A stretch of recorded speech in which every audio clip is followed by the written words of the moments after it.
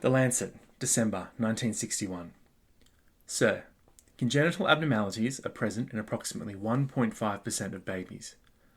In recent months, I've observed that the incidence of multiple severe abnormalities in babies delivered of women who were given the drug thalidomide during pregnancy as an anti-emetical sedative to be almost 20%.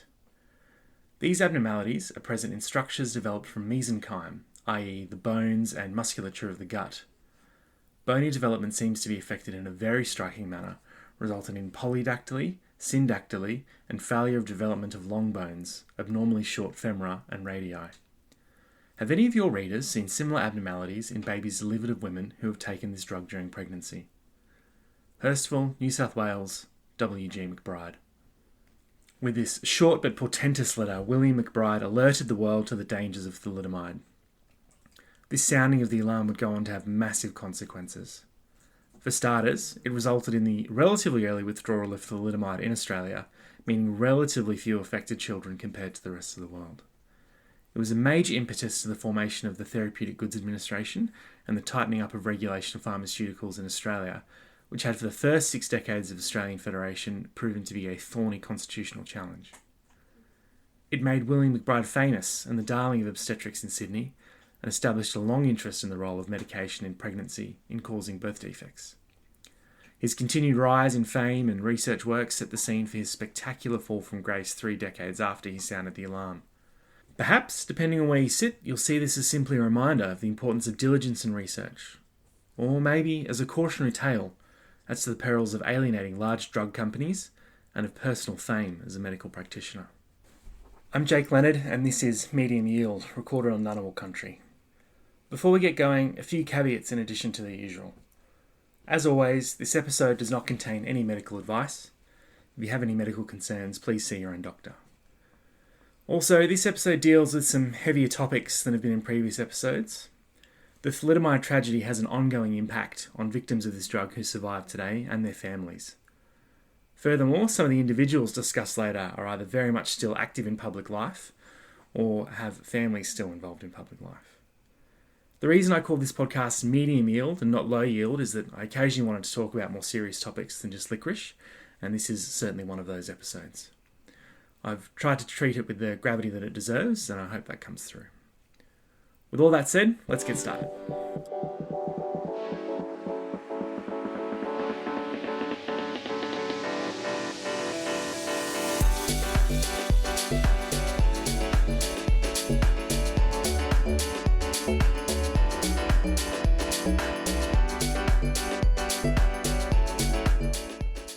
Before we can appreciate how the thalidomide tragedy occurred and the scale of thalidomide's impact, we need to go right back to the start of Australian Federation. Regulation of medicine in Australia had been a concern right from the very start. In the early years, a piano maker by the name of Octavius Beale continued a personal campaign against abortion medicine and somehow managed to convince the Prime Minister to call a Royal Commission, which Beale personally funded. The Royal Commission of Secret Drugs and Cures reported in 1907. Putting aside the alarming politics, the Commission did find that to avoid unsafe or ineffective drugs being imported, a Bureau of Chemistry should be established. Despite recognition of the problem, legislation was slow. The Commonwealth had responsibility for customs laws, but the states were responsible for health.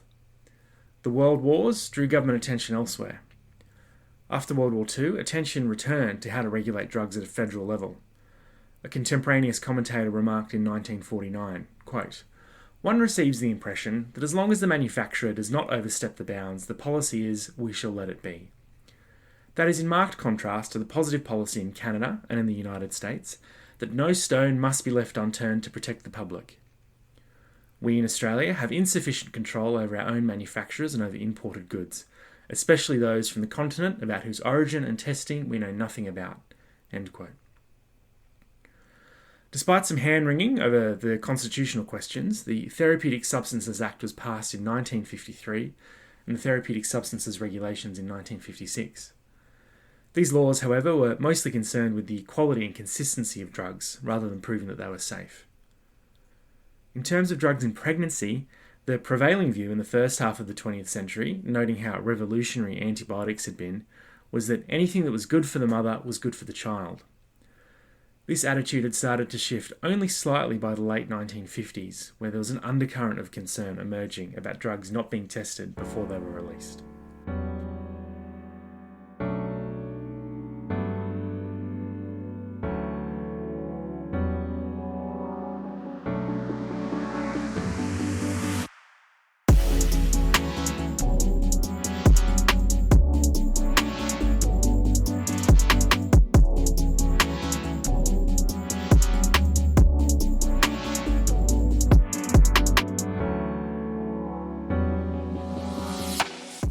In 1961, Dr William McBride was an obstetrician working at Crown Street Hospital in Sydney. In May of that year, he delivered a baby. Upon delivery, the baby had obvious deformities to the forearms and hands and soon started vomiting. X-rays revealed abnormalities of the digestive tract, and tragically, the baby died less than a week later.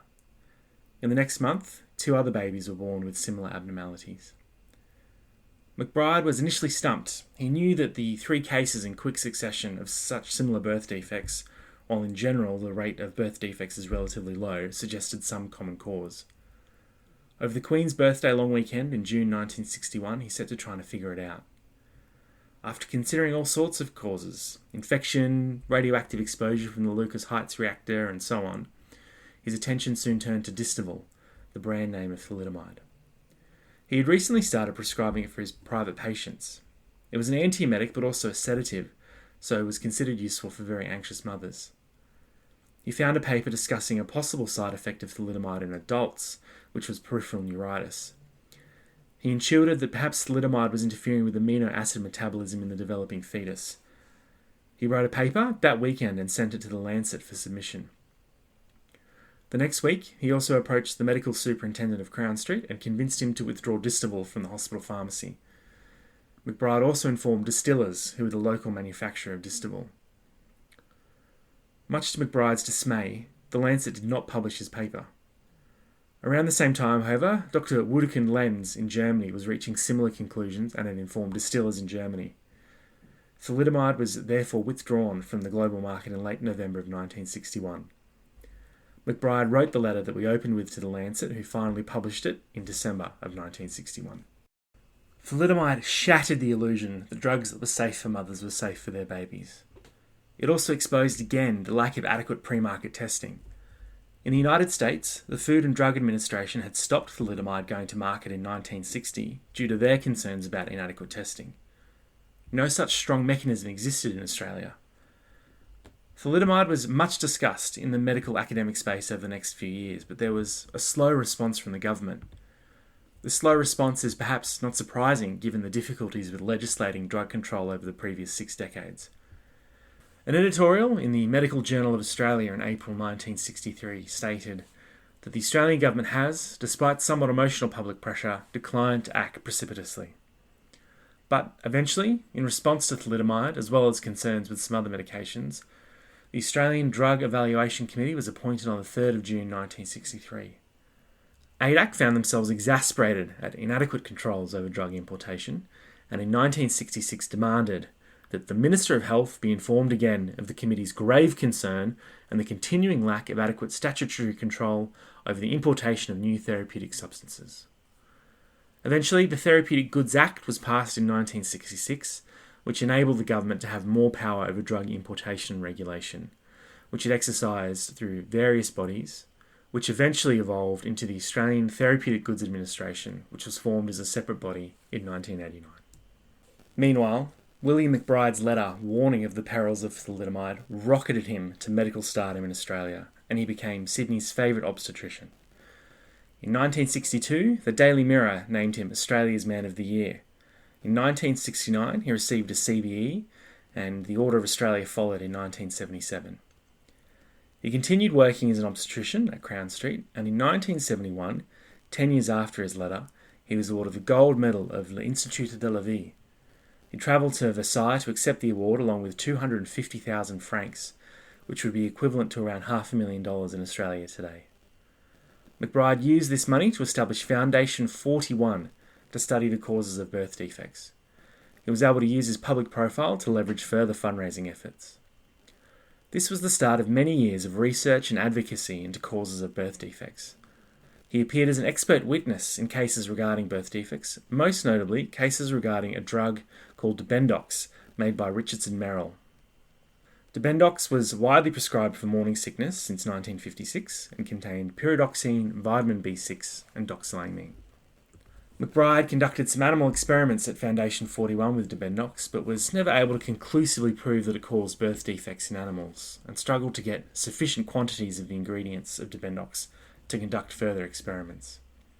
In 1980, his attention therefore turned to a drug with a similar mechanism of action, scopolamine. The results of this experiment on scopolamine set the stage for his eventual downfall and was subject to years of litigation, so it is worth briefly touching on the details. According to McBride's autobiography, at Foundation 41, he and his colleagues mixed scopolamine in drinking water for 6 rabbits, so that the rabbits would get a relatively continuous dose throughout the course of the day. The setup they used had some inevitable leakage from the bottles, so the wet patch underneath the bottles was also measured.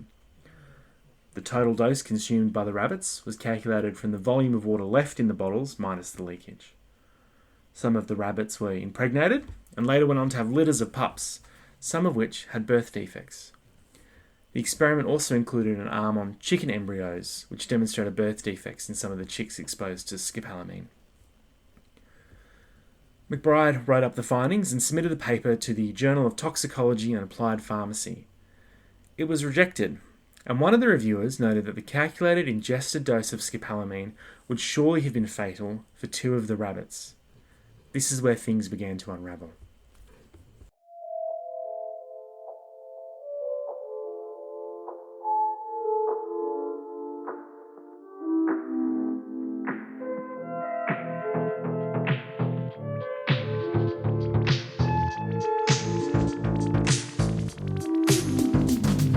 McBride agreed with the reviewer that the dose of scopolamine given to 2 of the rabbits must have been fatal.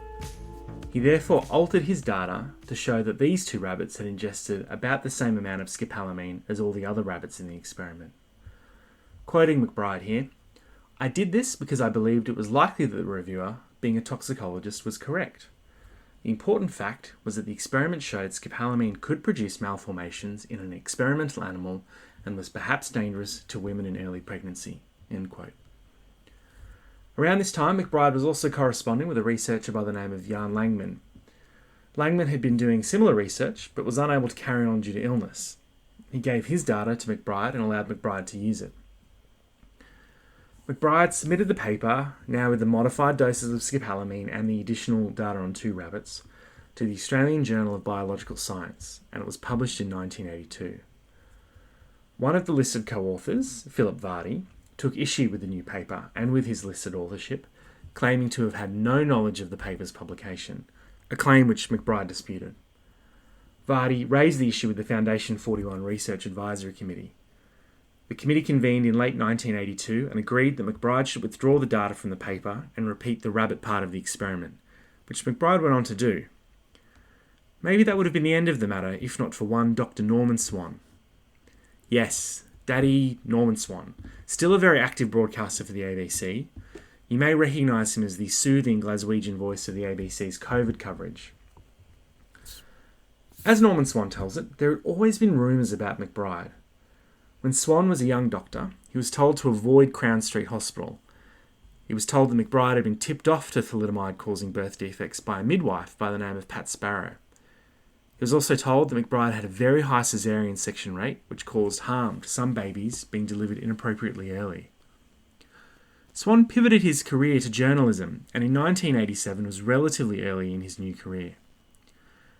In December of 1987, he bylined a front-page article of the Saturday edition of the Sydney Morning Herald, which outlined the whole affair, which was also the subject of an episode of The Science Show on the ABC. He said that McBride had acted without the knowledge of his co-authors.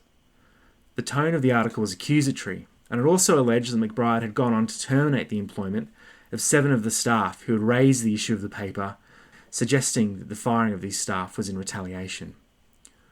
Norman Swan would go on to win the Gold Walkley Award for his coverage of the whole affair.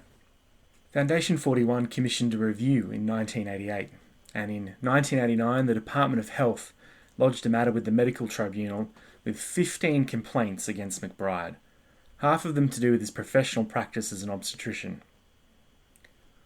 Whilst some of these accusations were general, i.e. he was accused of an inappropriately high rate of C-sections, some accusations were very detailed and specific, i.e. not delivering particular babies early enough, delivering some too early, and so on. The remainder of the complaints had to do with his character as a medical professional. 2 counts regarded the scopolamine paper, and the remainder had to do with him misrepresenting the conduct of experiments he had done on Debendox to various courts in the US.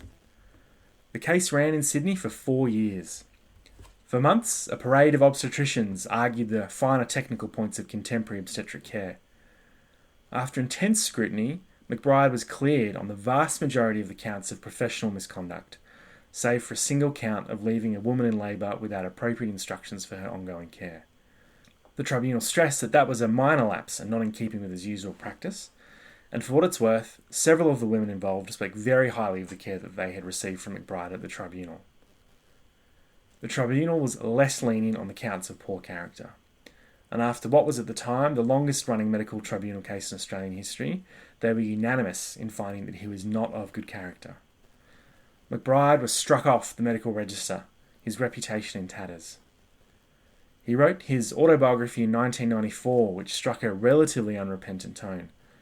McBride maintained that he had been doing his earnest best to act in the interests of unborn children and their mothers. He suggested that the campaign to discredit him was in part orchestrated by drug companies. After several attempts, McBride was eventually reinstated to the medical register in 1998, by which stage he was very late in his career and approaching 70 years old. William McBride died in 2018, aged 91, survived by his wife and 4 children. Today, on behalf of the people of Australia, our government and this Parliament offers a full, unreserved and overdue apology to all thalidomide survivors, their families, loved ones and carers.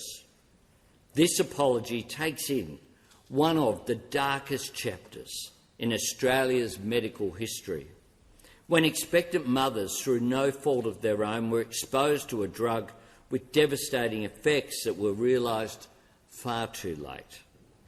To the survivors, we apologise for the pain thalidomide has inflicted on each and every one of you each and every day. We are sorry. We are more sorry than we can say. We are sorry for the harm and the hurt and the hardship you have endured. We are sorry for all the cruelty you have had to bear. We are sorry for all the opportunities you have been denied.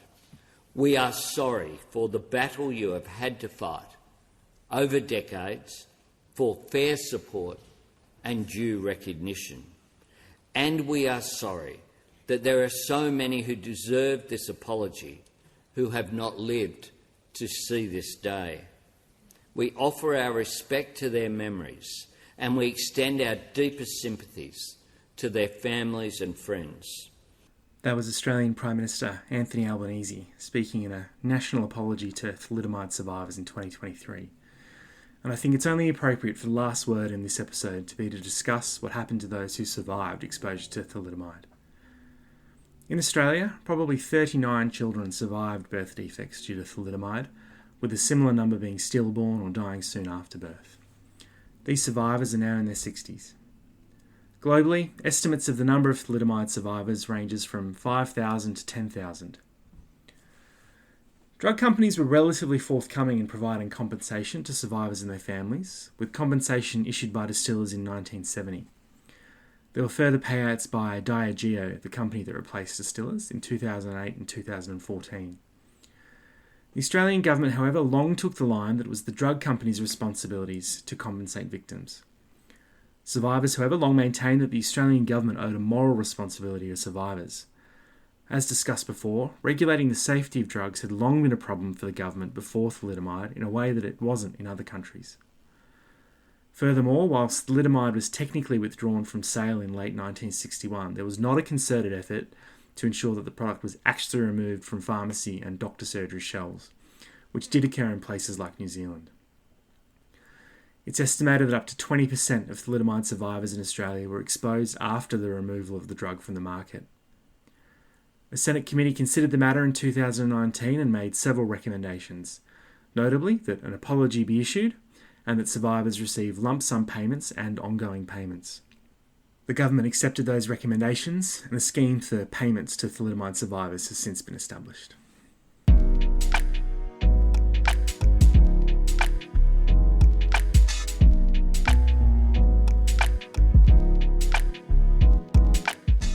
Several sources were used for this episode. William McBride's biography, Killing the Messenger, details his version of events. I also referred to Judith Godden's history of Crown Street Women's Hospital. Ned Stafford wrote what I think is a very fair-minded obituary of William McBride in 2018 in the BMJ. Several works of Norman Swan were referenced. Details of the history of drug regulation were taken from John McEwen's History of Therapeutic Goods Regulation in Australia. Finally, details of the Australian Government's response were taken from the final report of the 2019 Senate Committee. Full details of all the references used are in the show notes. Thanks so much for listening. Until next time.